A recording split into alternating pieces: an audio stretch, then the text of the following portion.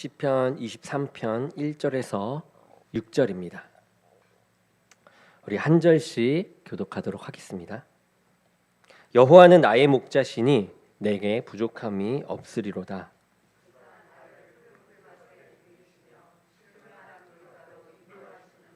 내 영혼을 소생시키시고 자기 이름을 위하여 의의 길로 인도하시는도다.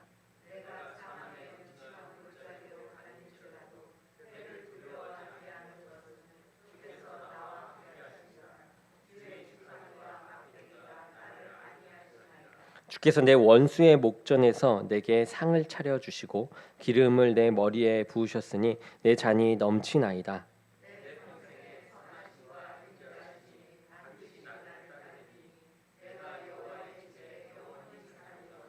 아멘, 아멘. 오늘 말씀은 목자의 마음을 헤아릴 양이라는 제목으로 말씀을 전하겠습니다.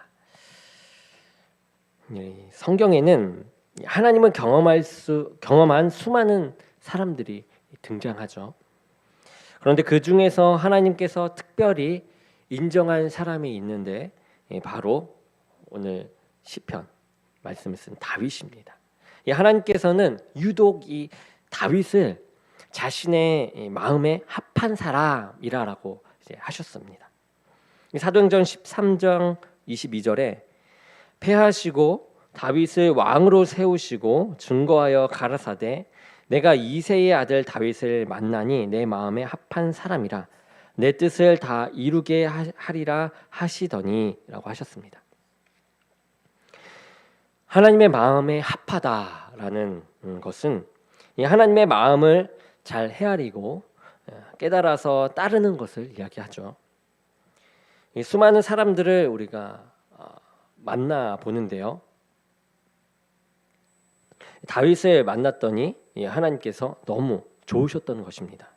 다윗을 통하여서 하나님의 뜻을 모두 다 이루고자 하실 만큼 다윗은 하나님의 마음을 잘 알았고 또 하나님을 따르는 사람이었습니다. 사람들끼리도 이러한 사람을 만나면 정말 행복하죠. 다른 말을 하지 않아도 마음과 마음이 통하는 것, 그 얼마나 좋은 일이겠습니까? 가정 안에서 부부 간에 또 부모와 자식 간에 마음이 이렇게 하나가 되고 합하면 그 가정은 정말 행복한 가정입니다. 또 고용인과 고용주가 서로 마음이 합한다면 정말 행복한 직장이 될 것입니다. 다른 사람들이 보면 오해할 만한 것도 그 마음의 뜻과 이 진심을 알기 때문에 굳이 설명하지 않아도 마음이 통하고 또 아는 것이죠. 오늘날 이러한 사람들은 만나기가 쉽지 않습니다. 왜냐하면 우리는 사람의 마음을 헤아리기보다는 외형적인 행동을 보고 자신의 입장에서 비판하며 평가하려고 하기 때문입니다. 그런데 정말 나의 마음을 헤아리는 마음에 합한 사람을 만나게 되면 그 행복은 이루 말할 수 없는 것입니다. 하나님께서도 다윗을 만났을 때에 딱 그러한 기분이었을 것이에요. 그동안 출애굽하던 이 이스라엘 백성들은 하나님의 마음을 참 고단하게 했던 사람들이었습니다. 기회가 될 때마다 하나님을 향해서 불평하며 또 불순종했던 사람들이 이스라엘 사람들이에요. 사울 같은 경우는 기껏 왕으로 세우셨어요. 그리고 세우시고 하나님의 일을 맡기셨습니다. 그런데 너무 마음이 통하지 않으셔서 얼마나 답답해 하셨는지 몰라요. 그런데 다윗은 달랐죠. 마음이 통한 사람이었습니다. 오늘 말씀을 보게 되면 어떻게 이 다윗이 하나님의 마음에 이렇게 합한 자로서 살 수 있었는지 그것을 알 수가 있습니다. 하나님의 마음에 합한 자로 살기 위해서는 나와 하나님과의 이 관계를 어떻게 설정하는가가 너무나도 중요한 부분이죠. 다윗은 여호와는 나의 목자시니라고 이렇게 이야기하면서 고백을 합니다. 그리고 자신은 양이 되는 것임을 이야기하는 것이죠. 양은 목자의 음성을 분별해서 목자를 따르면 되는 관계입니다. 그런데 다윗에게는 이 목자 되신 이 하나님의 마음을 헤아리는 마음이 있었습니다. 목자의 심정을 잘 아는 사람이었어요. 왜냐하면 그는 왕이 되기 전까지 어려서부터 양을 치는 목자였기 때문입니다. 자신이 양을 치면서 목자가 어떠한 존재라는 것을 너무나도 잘 알았습니다. 비록 하나님이 목자가 되고 또 자신은 이 양이 되겠지만 다윗의 마음은 보통 양의 그런 무지한 마음을 가지고 있던 사람이 아니었어요. 목자의 마음을 헤아릴 줄 아는 그런 지혜로운 양이었다라는 것입니다. 오늘 말씀을 통해서 다윗이 어떻게 그토록 목자의 마음에 합한 그런 양의 삶을 살았는지, 왜 하나님께서 그를 통해서 그 하나님의 뜻하신 바를 이루려고 하셨는지, 과연 하나님께서 좋아하시는 이 양의 모습, 그것은 무엇인지를 우리가 보려 합니다. 첫 번째는 다윗은 여호와 하나님이 자신에게 부족함이 없는 분임을 확신했어요.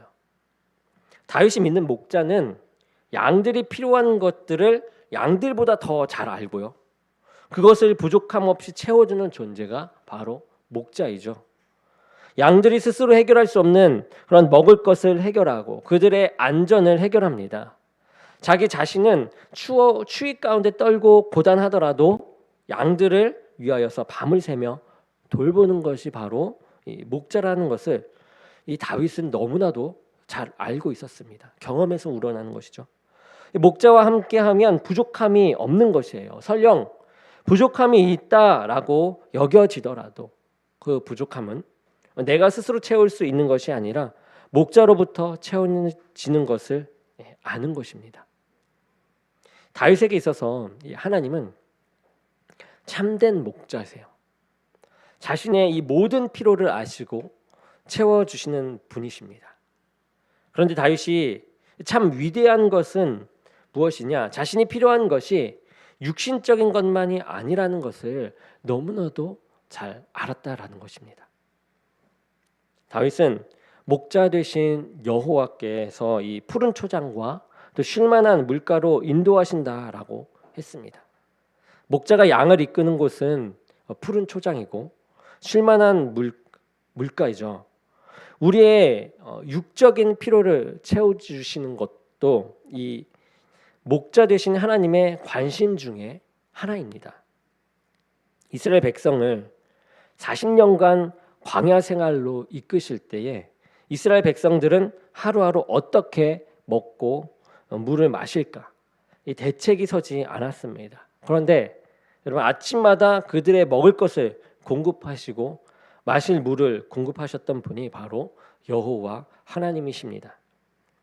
이스라엘 백성들이 할 수 있는 일은 여호와는 내게 부족함이 없으신 분임을 믿고 알고 기대하는 것이었어요. 그런데 다윗은 이 하나님께 육신적인 필요만을 채워주시는 것만 기대하지 않았습니다. 목자 되신 하나님은 자신의 영혼의 필요까지 채워주시면 잘 알고 있었던 것입니다. 내 영혼을 소생시키신다라고 했습니다.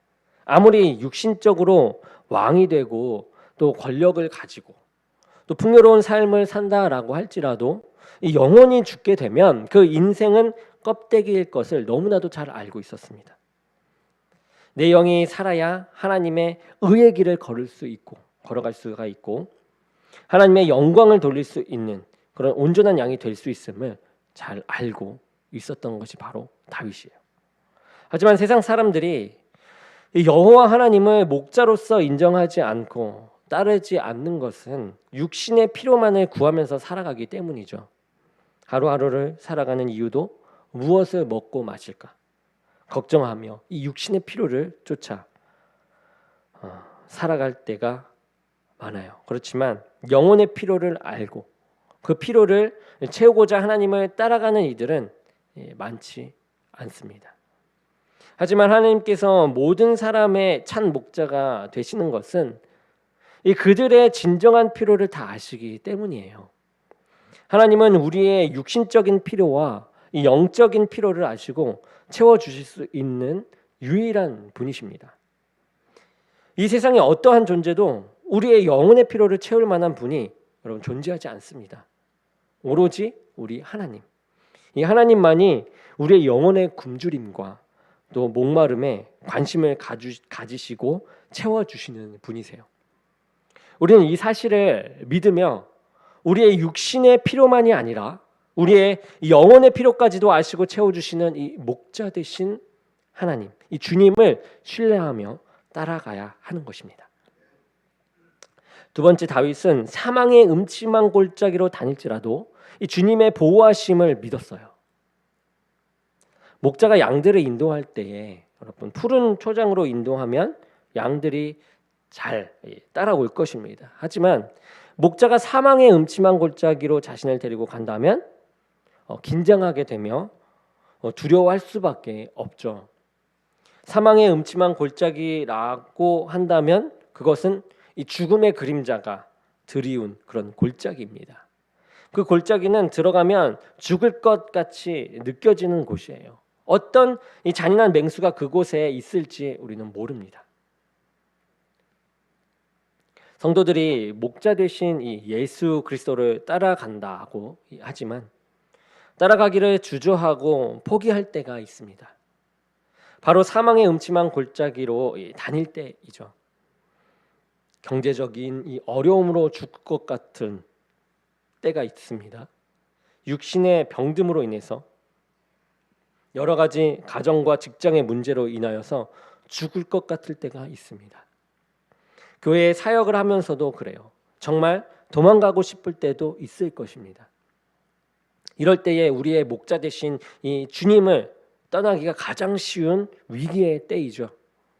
목자를 떠나서 내가 생각하는 그런 다른 살 길을 찾아서 가고 싶은 그런 유혹이 너무나도 크게 우리에게 찾아옵니다.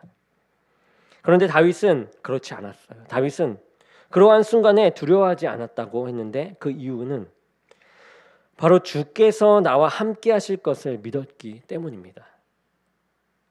주의 지팡이와 막대기가 자기 자신을 지켜주실 것을 믿었기 때문이죠. 다윗에게도 이러한 일들이 없었을까요? 하나님께서 다윗을 이끄실 때에 좋은 것으로만 이끄시진 않으셨습니다. 다윗처럼 사망의 음침한 골짜기를 헤매고 다녔던 사람도 드물죠. 다윗처럼 죽을 고비를 많이 넘긴 사람이 여러분 어디 있겠습니까? 특별히 자신이 사랑하는 사람에게 어려움을 많이 당했어요. 골리앗 상대로 승리해서 이스라엘을 블레셋 사람들의 손에서 구했을 때에 자신의 이 왕인 사울이 이를 시기하고 왕권이 다윗에게로 갈 것을 두려워하여 다윗을 죽이려고 했습니다. 다윗이 왕이 되어서도 여전히 사망의 음침한 골짜기가 있었어요. 자신의 왕권을 노리고 자신의 사랑하는 아들 이 압살롬이 아버지를 죽이겠다고 해서 왕궁을 떠나 피난을 가기도 했습니다.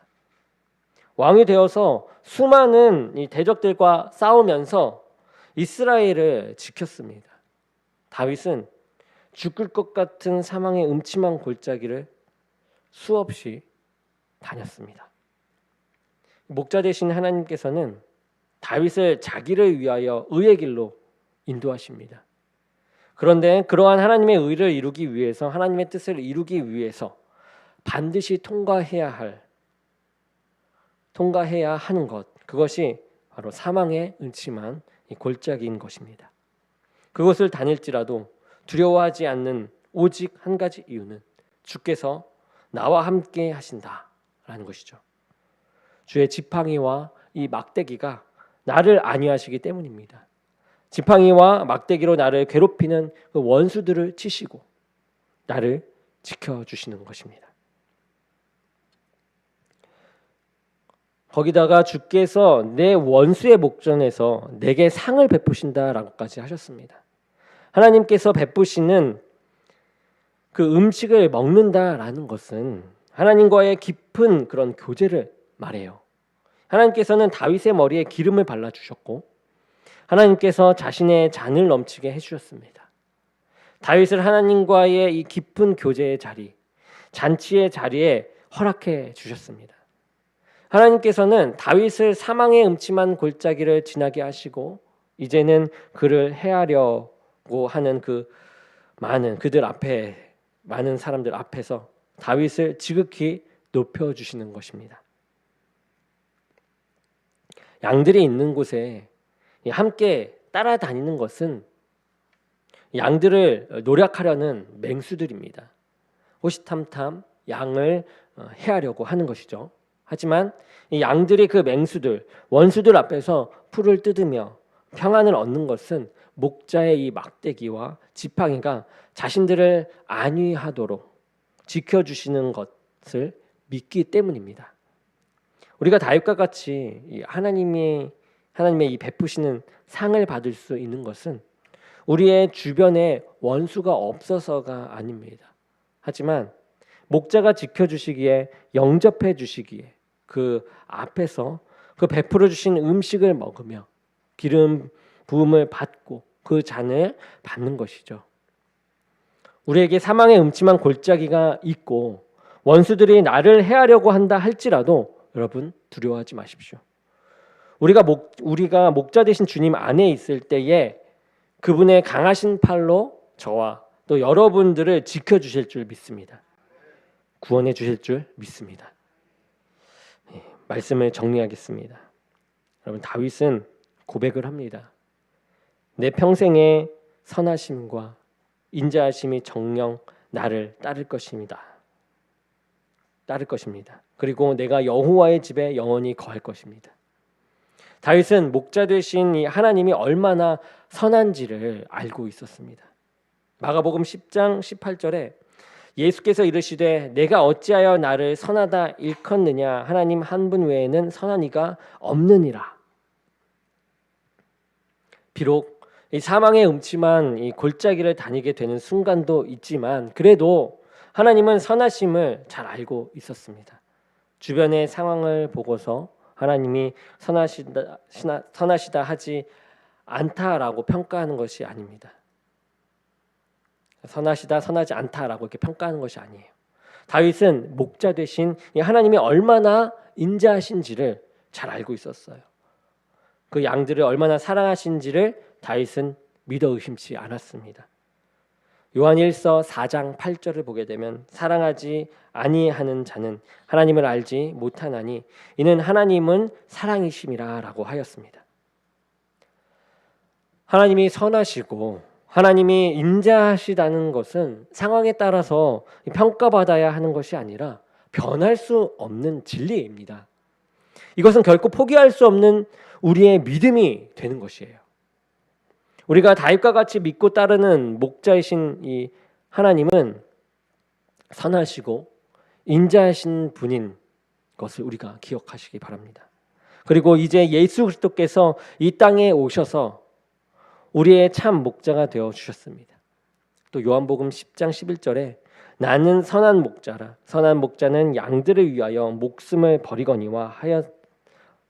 버리거니와라고 하였습니다. 그리고 10장 15절에 아버지께서 나를 아시고 내가 아버지를 아는 것 같으니 나는 양을 위하여 목숨을 버리노라라고 하셨습니다. 우리 주 예수 그리스도는 우리의 육신의 삶과 이 영적인 삶에 부족함이 없는 분인 줄로 믿습니다. 그리고 사망의 이 음침한 골짜기로 다닐지라도 우리를 안위해 주시는, 우리를 지켜주시는, 도와주시는 분인 줄로 믿습니다.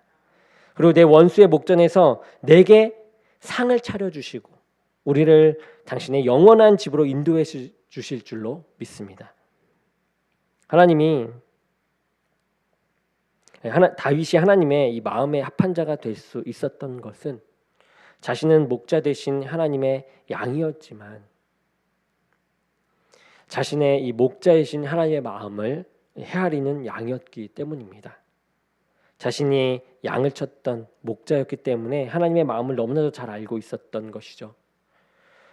내가 하나님과 같은 목자는 아니지만 그 목자의 마음을 헤아리는 것은 너무나도 중요한 일입니다. 얼마나 그 양들을 풍요롭게 하기 위하여 애를 쓰고 수고하는지를 알고 있었고 헤아리고 있었고 감사했던 것입니다. 여러분, 저와 여러분이 목자 되신 예수 그리스도의 양이지만 목자 되신 예수님의 마음을 헤아릴 수 있는 양이 되기를 바랍니다. 그래서 하나님의 마음에 합하여서 하나님의 뜻을 보다 더 크게 이루어드릴 수 있는 그런 착하고 신실한 양이 저와 여러분이 되기를 주님의 이름으로 간절히 축원합니다. 우리 기도하며 예배를 마치겠습니다. 사랑해 주님, 감사합니다. 오늘 또 말씀을 통하여 주님께 한 발자국 더욱더 나아갑니다. 주님을 헤아리며 주님을 알아가는 참된 양이 되기를 원하오니 저희들을 이끄시고 붙잡아 주시고 그러한 양으로 갈 수 있는 결단과 힘을 더하여 주시옵소서. 함께 하실 주님 믿사오며 예수 그리스도의 이름으로 기도드립니다.